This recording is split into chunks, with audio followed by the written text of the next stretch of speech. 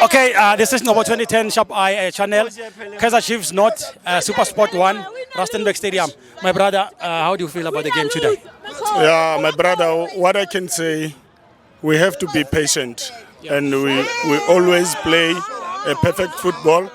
But according to the way, Zwane doesn't have a game plan. Yeah.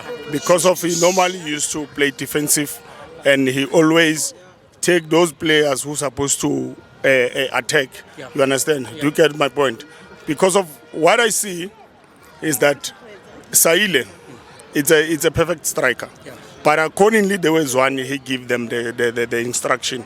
He doesn't do the right thing. You understand? So, engakusho kwamanje ukuthi thina singabalandeli iChiefs siyayithanda. You understand? And sizohlala esikhona e-stadium sisupporta.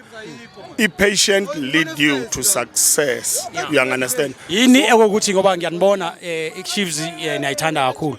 Yini eningay-advise ngoba ngesikhathi uma uthanda i-team yakho akumelanga nje uyibhuwe, akumelanga ukhulume kabi ngayo ubungayiguide, but yini ukuthi iChiefs ngayenza so that bakwazi ukuthi bawin ama games starting from next season onwards? Okay, i-strategy and the game plan, as I've said before.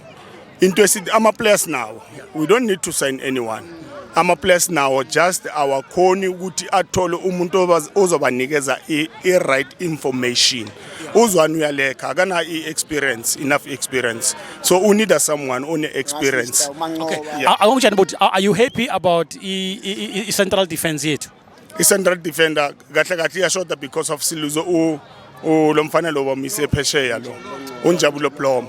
So andile jali singajabule singamthola ngoba sifuna i-destroyer la isiswini sithola umuntu osozwinela amabhola a-supply ama-winger wethu ukuthi akhona ukusupply ama-strikers. So because of lo mfana lo uMarta uya-attacka, uZwane uya-attack. The moment siluza amabhola la behind i-center akunamuntu la isiswini. So let's defend it. And taking into consideration ukuthi uKatsande wahamba but there's no one replaced. Iqiniso lelo uKatsande wahamba akunamuntu wangumreplacer. Do you still remember unengomasha samreplacer ngayo uKatsande? Isiswethu saba right. So uPlomo uhambile. Asinamuntu ola isiswini ozozwinela amabhola. So iloko ngakusho ukuthi mfethu mabasayina uAndile Jale and then iKaizer Chiefs izoya phambili. Siyabonga kakhulu bafethu. Siyabonga. Sibonga.